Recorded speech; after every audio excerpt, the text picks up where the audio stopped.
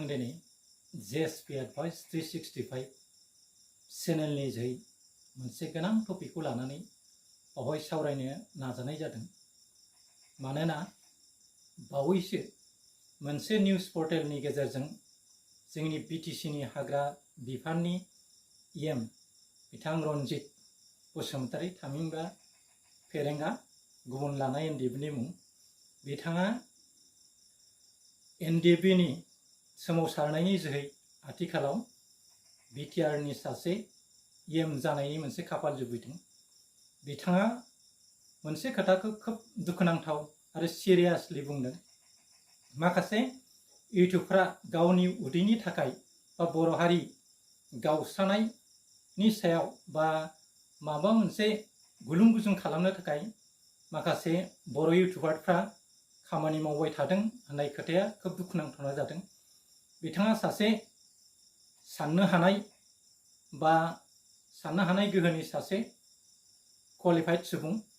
सासे क्वालिफाइड सुबुंनि खुगायाव माबादि लागाम हमथानानै खोथा बुंनांगौ बेखौ बिथाङा खौ जों फोरोंनांगौ होननानै जों साना। बिथाङा माबा मोनसे खाफालनि दैथिंनायाव BTC जायखौ हाग्रामा महिलारिनि गोख्रों नाजानायनि जोहै आरो दुलाराय बर' फरायसा आफादनि नाजासोमनायनि जोहै BTC एकर्डआ जादों आरो आथिखालावबो बे BTCआनो दङ। बावहाय जों खुनु गोदान जों नुनो मोनाखै। नाथाय खोब दुखुनांथावना खोथा, BTR एकर्डनि नाजानायनि जोहै बिथांमोना मोनसे पलिटिकेल सेन्स जोंनि बर'फोरनि गेजेराव लाबोनो नाजादोंमोन आरो बे पलिटिकेल सेन्सखौ साफ्रोमबो बर'फ्रानो सोलायनायखौ लुबैदोंमोन आरो जाख्ल'नाय गैयै गोग्गो मोनसे समाज दानो थाखाय बर'आव मोनसे गोदान पलिटिकेल पार्टिनि गोनांथि जादोंमोन। बेखौ साफ्रोमबो बर'नि थै थानाय बर' रायजोफ्रा मोनदांनो हादोंमोन, जायनि थाखाय BTR दफानि जोहै गोबां माबा मोनसे जानो हागौ होननानै जों सानदोंमोन। नाथाय आथिखालाव BTC आरो BTRनि गेजेराव मा फाराग दं आरो BTCनि सिमाया बारायदोंना बारायाखै आरो माबादि दोहौजों BTR सरकारा सालायजागासिनो दं बेखौ जोङो फोरमायबावनांगौनि गोनांथि गैया। नाथाय बे BTR गभर्नमेन्टखौ थामहिनबा बिथां प्रमद बर'नि दैदेननायाव आथिखालाव मोनथाम पलिटिकेल पार्टिनि दाजाब सरकार जादों। बे दाजाब सरकारखौ बुंनो थाङोब्ला जायखौ बर'नि थै आरो गोलोमदै गैयै माखासे बर' इउटुबार्स होननानै बिथाङा बुंदों, बे माखासे बर' इउटुबार्सफोरनि बा निउज पर्टेलफोरनि नाजानाय गैयामोनब्ला दिनै BTCआव गोदान सरकार थामहिनबा UPPL JSP आरो BJPनि सरकार जानाय नङामोन। मानोना बावहाय थोंजोङै स्पेसियेलि बर' इउटुबारफोरनि गोबां नाजासोमनाय आरो गोलोमदै दं होननानै जों बुंनो नांगोन। मानोना जेरावखि थाङा मिथिं दावथिं जाया UPPLनि बायदि खौरां बायदि जाथायफोरखौ फोसावनानै बिथां हाग्रामा महिलारिनि पलिटिकेल पार्टिखौ माबादि सोलायहोनो हायो बा जोङो BTRआव गोदान मोनसे हान्जा लाबोफिननो हायो नामा, बेफोरबायदि नाजासोमनायनि गेजेरजों माखासे सेक्सननि इउटुबारफ्रा माबा मोनसे जाथियाव मुलाम्फा जागोन होननानै खामानिखौ मावदोंमोन। नाथाय दा जों नुनो मोनबाय BTCआव मा सोलायनाय फैदों मा सोलायनाय फैयाखै आरो BTDखौ मानो BTR खालामनाय जाखो, एरिया आरो रिजननि गेजेराव मा फाराग दं बेखौ साफ्रोमबो बर'फ्रा बुजियै गैला। मानोना बर'फोरनि गेजेराव गोबां हाइकर्टआव उकिल मावनाय गोबां सुबुं दंसै आरो गोबां ल' एक्सपार्ट मोजां मोजां गथ' ओंखारगासिनो दङ। बिथांमोना बे BTR एकर्डनि जोहै बर'फ्रा मा जागोन आरो इयुनाव मा जायगोन बेनि गासै डिटेलखौ निउज पर्टेलफोरनि गेजेरजों फोसावनायखौबो जों नुनो मोनबाय। नाथाय खोब दुखुनांथावना खोथा, जोंनि गेजेराव पलिटिकेल सेन्सखौ नांगौ, जोंनि गेजेराव दावगानायखौ नांगौ, जोंनि गेजेराव राव थुनलाइ जौगानायखौ जोंनो नांगौ। सोरबाया गावखौल' थोंजोङै आंल' बर' जाथिनि थै दं, आंल' बर'नि थै दं होननानै बुंना लानाय माने खोब आदुवानि मोनसे बानबुंथाय होननानै बुंनांगोन। मानोना साननो हनो गोरों मानसिया माब्लाबाबो गावखौ बाख्नायना लाया। बेखौ बिथाङा गुबुननिफ्रायसो रिप्लाइ मोननो थाखाय नेनानै थायो। मानोना रावबो सुबुङा आं जातिखौ मोजां मोनो, आं बर'नि मादाव बांसिन मावो होननानै बुंना लानायनि मोन्थाय गैया, बेखौ रायजो राजाफोरासो बिजिरो। नाथाय बिथाङा माखासे इउटुबारखौ दागो फोनांनानै जा खोथा बुंदों, बेफोर खोथाया जोंनि थाखाय साबजाथाव जायाखै। सासे पलिटिशियान जायोब्ला माबादि ससियेल मिडिया आरो प्रेसनि मानसिफोरजों लोब्बा लानानै खामानिखौ मावनो गोनां जायो आरो जार्नालिज्मआ मा, बेखौ बिथाङा गोथौयै हाबनायनि गोनांथि दं। जानो हागौ बिथाङा जार्नालिज्म लाइननि माखासे लेखाफोरखौ इन्डियान पेनाल क'डखौ फरायाखैबो जानो हागौ। आयेननि माखासे दफा दं। सासे जार्नालिस्टआ माबादि खौरां दैबायनानै मोनसे हादोर एबा मोनसे जिअग्राफिकेल बाउन्डारिखौ माबोरै जौगाहोनो हायो, बावहाय सासे इउटुबारा, सासे सांबादिका, सासे खौरांगिरिया गोबां बिफाव लायो। जायखौ सासे पलिटिकेल लिडार, जायखौ सासे पुलिस अफिसारा थोंजोङै बबेबा मोनसे जायगायाव थांनो हायाब्लाबो सासे इउटुबार एबा सासे सांबादिका बेफोर जायगायाव थांना रायजोनि गेजेराव खोथा बुंहैनो हानाय, रायजोनि खोथाफोरखौ फोसावनानै गभर्नमेन्टनो फोरमायथिनो हायो आरो बेफोर खौरांफोरनि जोहै माखासे ओनसोलाव सोलायनायबो लाबोनो हायो। थिग बिदिनो चिरां जिल्लानि निसिमा आनसलिकनि बेन्दोङाव थानाय शिशुबारि ओनसोलाव दैजों गाग्लोबजानाय दरसे गामियाव थांनानै जोंनि बर'नि सासे मुंदांखा इउटुबार देरहासार इस्लारि होननानै बुङो जायखौ, बिथाङा बर'नि राव थुनलाइ हारिमु जौगानायजों लोगोसे माखासे बर'नि आथिखालाव आखाइ दैखांनाय एनडिएफबिफोरनि मुंख्लं जानाय न'खरफ्राव थांनानै आरो माखासे आर्मि मिलिटारिजों गाग्लोबजानानै खहा जानाय न'खरनि थासारिखौ बिथाङा गावनि देरहासार इस्लारि इउटुब चेनेलनि गेजेरजों दिन्थिबाय दङ। बिथाङा जुदि बर'नि थै आरो गोलोमदै गैयामोनब्ला बिथाङा बर'नि माखासे मुंख्लंफोरनि न'खराव थांनानै बर'नि माखासे बिर जोहोलावफोरजों मोगा मोगि लानानै बर' राव रायज्लायनानै बा बर'नि जारिमिनखौ बिथाङा फोसावनो नाजानाय नङामोन। बिथाङा सोरखौबा थोंजोङै बुंनो लुबैदोंबा थोंजोङै बुंनो हायोमोन। बिथां अफ्रि बा देरहासार इस्लारिया ओरै थोरै खोथा बुंनाया गोरोन्थि जादों, ओरै थोरै प्रसेसजों जों गभर्नमेन्टआ खामानि मावनो नाजागासिनो दं। नाथाय गभर्नमेन्टआ खायसे खामानिखौ मावनायाव माखासे स्किमफोरखौ दान खालामनायाव खायसे बिथिङाव गोबाव जानो गोनां जायो। दा बे बिथिङाव आं सासे सोलोंफुनाय इउटुबार हिसाबै बिथां रनजित बसुमतारी बा फेरेंगा बिथांखौ जों खावलायगोन। बिथांनि सोमोन्दै जों इलेक्सन समाव बिथांनि गोबां खोथाफोरखौ जोंनि बर' इउटुबारफ्रा फोसावदोंमोन। बिथांनि गादियाव जफैनायाव बा माखासे बड' निउज चेनेलनि बा पर्टेलनि मानसिफोरनि गोबां बिहोमा दं होननानै जों बुंनांगोन। मानोना बेफोर फोसावनायनि गेजेरजों माखासे बिथिङाव बिथांनि पलिटिकेल केरियारा गेइन जादों। बे बिथिङाव बिथाङा हारसिङैनो गाव हारसिङै एम जादों होननानै दासान बे सानना लानाय। मानोना गेदेर गोलाव सुबुंखौ गणतन्त्र हादोराव रायजो राजायासो सायख'यो। मानोना रायजोआसो राजा, रायजोआ गोसो जायोब्ला नोंथांबादि नेताखौ फज'नोबो हायो आरो फोजौनोबो हायो। पलिटिकेल केरियारखौ लानानै एफाबां मानि बर' इउटुबारफोरखौ नोंथाङा जाबादि मुं सोदों, बे जोंनि थाखाय खोब लाजिथावना खोथा।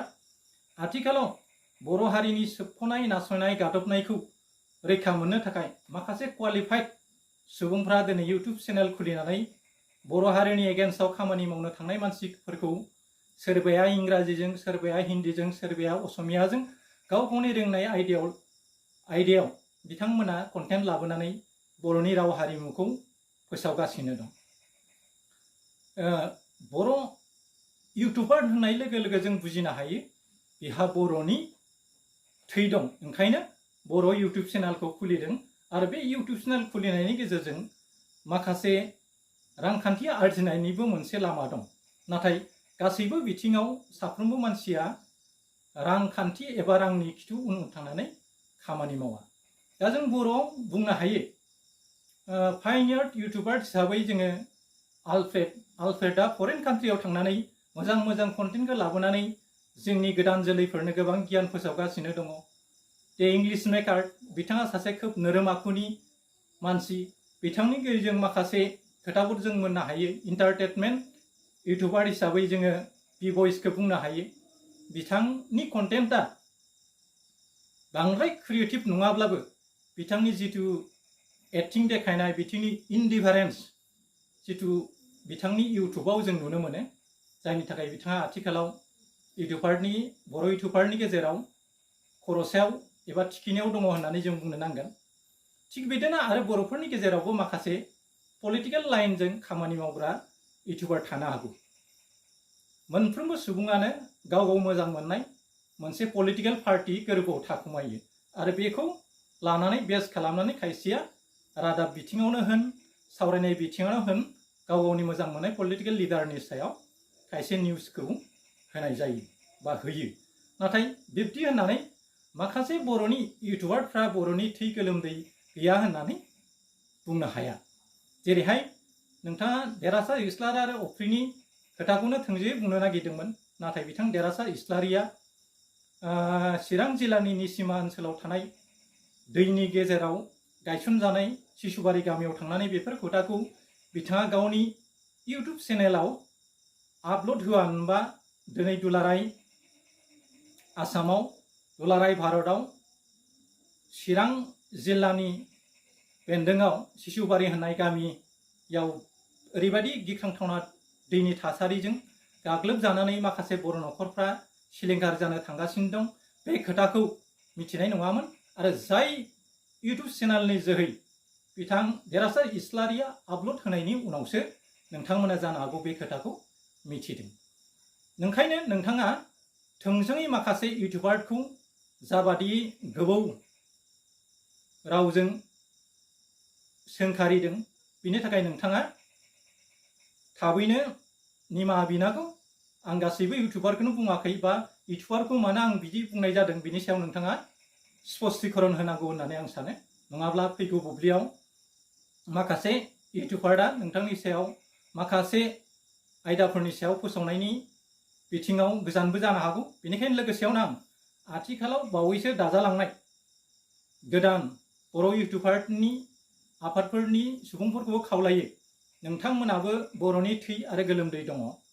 सासे इएमआ माखासे इउटुबारफोरखौ गावनि उदैनि थाखाय बा बर' जाथिखौ गुलुं गुजुं खालामग्रा बे टपिकखौ बिथाङा जि लाबोदों, बे जोंनि थाखाय दुखुनांथावना। इउटुबारनि गेजेराव सोरबा सासे सानैया गोरोन्थिबो मावनो हागौ, नाथाय गोरोन्थिखौबो जोङो बर'नि जोलै हिसाबै, बर' हारिनि गेजेरनि मानसि हिसाबै जों सानलाय हलाय गेजेर बिसोरखौ समाधान खालामनो हायो।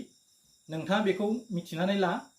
बसुमतारी नोंथां, दिनै बिटिसिआव निउ पलिटिकेल पार्टी दानानै आथिखालाव बिटिआर एकर्डनि जोहै जा पलिटिकेल पार्टी एबा गभर्नमेन्टआव दं, प्रमद बर'नि गभर्नमेन्ट दं, बे गभर्नमेन्टखौ माखासे बर' इउटुबारफ्रा आरो माखासे लिरगिरि आरो माखासे ससियेल मिडियायाव लिरग्रा लिरगिरिफोरनि जोहैसो आथिखालाव बिटिसिआव बे सोलायनाया फैदों होननानै जों बुंनांगोन। बेनिखायनो बिटिसि सरकार सोलायनायनि बिथिङाव बर' इउटुबारफोरनि गोबां बिहोमा दं आरो बर' इउटुबारफ्रा जेसेबां आथिखालाव खामानि मावदों, जों डनेटेड होनो हायाखैब्लाबो, जेरैहाय जनक मुसारि, जोंसार मुसारिमोननि न'खराव इनकाउन्टार जानाय बुब्लियाव बिटिसिनिफ्राय साबैसे इएमआ रां अनसुंथाइ होयामोन, बेयो साननो लागा खोथा।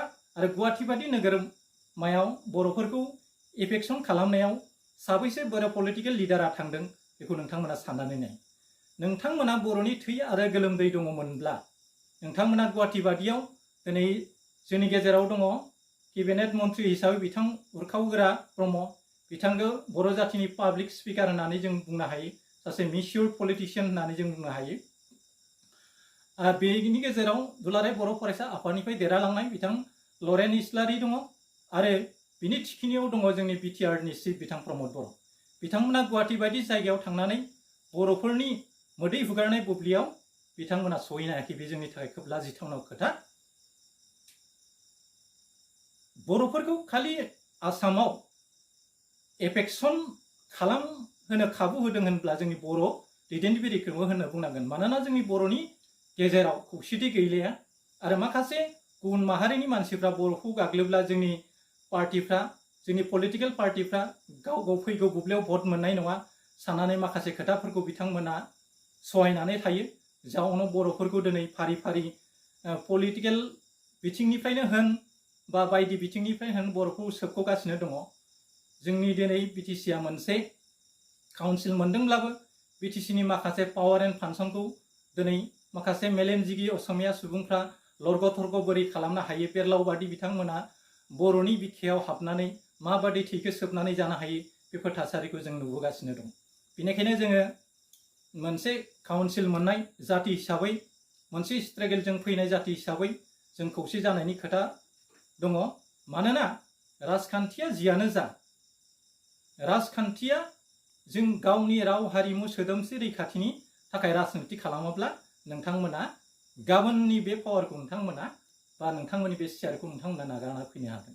मानोना गणतन्त्र हादोराव मेजरिटी सुबुङासो सरकारखौ दायो आरो माइनरिटी सुबुङा सरकारखौ सालायो। बेनिखायनो सरकारखौ दानाय बिथिङाव रायजो राजाफ्रा गोबां बिफाव दं। नोंथांमोना रायजो राजानि सायाव बांद्राय इलिगेल भाबै ससियेल मिडिया बा खौरां बिजोंफ्राव खोथा बुंनायनि गोजानाव था आरो नोंथांमोननि पलिटिकेल जिथु केरियार बेखौ अराय लानानै जाहाथे गोजोरै नोंथांमोना साफा साफा मेच्युर्ड पलिटिकेल लिडार जानानै बर'फोरनि गेजेराव मोनसे मुं लाबोनो हायो। जोंनि बर' पलिटिकेल लिडारफोरनि खुगायाव जों गोबां खोथा खोनायो। बर' राव गेवलांथों, जै बर' हारिनि, डु अर डाइ फर बड'लेण्ड बायदिसिना खोथाफोरखौ जों खोनाबोयै दिनै बैसो राबोबाय। नाथाय जों गोथौयै बिजिरना नायोब्ला माखासे बर' लिडारफ्रा गादि मोननो थाखायल' जै बर' हारिनि होननानै खोथा बुंनाय बायदि जों नुनो मोनो। जाउनाव बिथांमोना बर'नि राव थुनलाइ थैनायनि फारसे जेबो नोजोरथि गैया। बिथांमोननि गथ' गथायफ्रानो इंलिश मिडियामाव हिन्दी मिडियामाव फरायगासिनो दं आरो बिथांमोना बर'नि लिडार जाफ्लानानै माखासे पलिटिकेल लिडारफ्रा गावखौनो बर' फिसा बा बर'नि थै आरो गोलोमदै दं होननानै आरनाय फाननानै गिदिर गिदिर लेक्सार होनानै गिदिर गिदिर मिटिंफ्राव बाहागो लाबाय दं। बुंनो थाङोब्ला बेफोरबादि दैदेनगिरिनिफ्राय बर'फ्रा सांग्रां जानायनि गोनांथि दङ। बिथांमोन बायदि सुबुंनि थाखायनो दिनै बर' राव थुनलाइया थैलांनायनि लामायाव फैदों। बेनिखायनो आं खावलायो बेफोरबादि खुगायावल' जातिखौ मोजां मोननाय, खुगायावल' बर' रावखौ मोजां मोननाय बेफोरबायदि लिडारनि सायाव जोङो गोजान जानांसिगौ आरो बर' रायजो राजाफ्रा सोर मिच्युर्ड पलिटिकेल लिडार आरो सोरनि सायाव बर' जातिनि थांनाय थैनाया दङ बेखौ जों साननायनि सम फैबाय। नङाब्ला बर' जातियादि बुहुमाव मोनसे समाव सिनायथि थानाय नङा बे बोथोरा फैगासिनो दङ। मानोना जोंखौ बायदि बिथिंनिफ्राय मेलेमजिबि असमिया हारिफ्रा गाग्लोब गाग्लोब जोंनि राव थुनलाइ हारिमु आरो खौसेथिखौ थेर बेथेर खालामनानै माबोरै जोंनि बिटिसिखौ थेर बेथेर खालामनो हायो बेखौसो बिथांमोना लामा नायबाय दं। नाथाय बिथांमोनजोंनो एखे आगान सुरफानानै माखासे बर' दैदेनगिरिफ्रा बर'नि गावखौनो जायफ्रा बर'नि थै आरो गोलोमदै गावहाल' दं होननानै सिनायथि होनो थांग्रा लिडारफोरखौ आथिखालाव बर' साफ्रा सिनायनायनि गोनांथि दङ। आंहा बिथां फेरेंगा बसुमतारीजों बा रन्जित बसुमतारी जेबो पार्सनेल माबा गैया। जों बिथांनि जौगानायनि थाखाय गोबां जों मदद खालामबोदोंमोन बै समाव बुब्लियाव आरो बै बुब्लियाव माखासे बर'नि खौरांगिरिफोरखौ इयुनाव माबा मोनसे अनथोब होनायनि जै बिथांमोननि चेनेलखौ बिथांमोननि माबाखौ गोख्रोङै दावगाहोनायनि मोनसे प्लेन पलिसि लाफ्लानानै जाबादियै बिटिआरआव मोनसे सोलायनायनि मोनसे दावहा जादोंमोन बेवहाय बारसोमहोदोंमोन। नाथाय दिनै नुनो मोनबाय बिटिआर गभर्नमेन्टनिफ्राय माखासे इउटुबारफ्रा बा माखासे पर्टेलफ्रा जाबादि रां अनसुंथाइ मोननांगौमोन बेफोरखौ जों होनायखौबो जों नुनो मोनाखै। बे बिथिङाव जोंहा दुखु मोननांगौनि खोथा गैया। बेनिखायनो जेसेबां बर' इउटुबार दङ बिथिंनि सायाव मोनसे कन्टेन्ट लाबोनानै होनांगौ जाहाथे फेरेंगा बसुमतारी इयुनाव बर' इउटुबारनि सायाव बेफोरबादि नंखाय खोथाजों बा सासे सानैनि दायखौ जाबसिनानै गासैबो इउटुबारफ्रा गावनि उदैनि थाखायल' बा बर' जातिखौ गुलुं गुजुं खालामनो थाखायसो इउटुब खुलिदों बा खामानि मावदों होननो नाजानाय खोथाया नंखाय। बर'नि थै आरो गोलोमदै थानायखायसो दिनै बर'नि गेजेराव माखासे जांख्रिखांनायखौ बर' इउटुबफोरा लाबोदों आरो बर'नि माहारियाव बबेबा मोनसे खैफोद आफोद जायोब्ला माखासे दावगाफुनाय इउटुबारफ्रा सोरबा त्रिपाल, सोरबा थिं, सोरबा माइरं दालि बा रां अनसुंथाइ हैनानै बर' बिमाखौ रैखाथि खालामबोनायखौ जों नुबोगासिनो दं। बे बिथिङाव बर' इउटुबारफ्रा जेसेबां बर' जाथिनि थाखाय बिहोमा होदों, बेनिख्रुइ राजखान्थि नेताफोरखौ बर' माहारिनि थाखाय जाबादि अनसुंथाइ होनांगौ बे अनसुंथाइखौ जोङो नुनो मोनाखै। बिनि फोरमानखौ नायनोब्ला नोंथांमोना बर'नि जेसेबां इउटुब चेनेल दं बा निउस पर्टेल दं बेफोराव नायब्लानो जों नुनो मोनगोन सोर साबैसे लिडारा बबे मोनसे जाथाय जानायाव बबे एफेक्सन खालामजानायाव बर' हारिनि थाखाय खोथा बुंहैदों आरो मा मा अन्थोब होदों बेखौ नोंथांमोना सान्द्रिजों सालिख'नानै नायोब्लानो नुनो मोनगोन बर'नि थै आरो गोलोमदै थानाय बर' दैदेनगिरिफ्रा बर' फिसाफोरनि थाखाय मा मावदों आरो आथिखालाव मा मावनो थांगासिनो दं बेखौ साननो नांगोन। बेनिखायनो आं खावलायो बिथां बसुमतारीनिसिम इयुनाव जाहाथे नोंथाङा सासे सानै इउटुबारनि थाखाय बा रियेल इउटुबारनि सायावनो नोंथांमोना जाबादि खोथा बुंदों, जोंनि मोनदांनायाव आरो बिथां देरासार इस्लारिनि इउटुब चेनेलाव जों नायनानै नुयो बिथाङा बर'नि थै आरो गोलोमदै थानायनि थाखायनो बिथाङा बे जायगायाव थांनानै बे खोथाखौ फोसावदोंमोन, जायनि जै नोंथांमोना दैबानाखौ होबथानो थाखाय आथिखालाव जा इनिसिएटिभ लादों बे इनिसिएटिभा जाफुंलांथों आरो नोंथांमोना गभर्नमेन्टनि मानसि हिसाबै बर'नि भट लानानै नोंथांमोना देरहासार जालांदों। बर' फिसाफोरखौ जोथोन लानाया नोंथांमोननि गोनांथि दं होननानै आं सानो। नङाब्ला फैगौ बुब्लियाव जोथोन लानायाव माबा मोनसे गोरोन्थि जायोब्ला जानो हागौ बे पलिटिकेल पावारा नोंथांमोननि थाखाय 5 बोसोरनिल' थाखाय आरो नोंथांमोना मोजां मावलांबाय थायोब्ला नोंथांमोना लाइफ टाइम पलिटिकेल लिडार जानोबो हागोन आरो समा नुनो मोनगोन सोर बर'नि थै आरो गोलोमदै दं बेखौ जोङो नेदिनि फैगौ बुब्लियाव सोर साबैसे बर' नेताफ्रा बर' जाथिनि जौगानायनि खामानि मावलाङो बेखौ जों बिटिआर रेकर्डनि माखासे दफाफोरखौ इमप्लिमेन्टेसन जानाय समसिम नेनानै थादिनि आरो बिनि रिजाल्टखौ जों नुगोन बर'आव थै आरो गोलोमदै थानाय नेताफ्रा साबैसे दं। दिनैनि कन्टेन्टखौ आं बेखिनियावनो फोजोबबाय। आंनि कन्टेन्ट लाबोनायाव माबा मोनसे गोरोन्थि जायोब्ला बर'नि सासे इउटुबार हिसाबै निमाहा होगोन होननानै आं मिजिंथिबाय। एसेनोसै, गोजोन्थों। जै बर' हारि।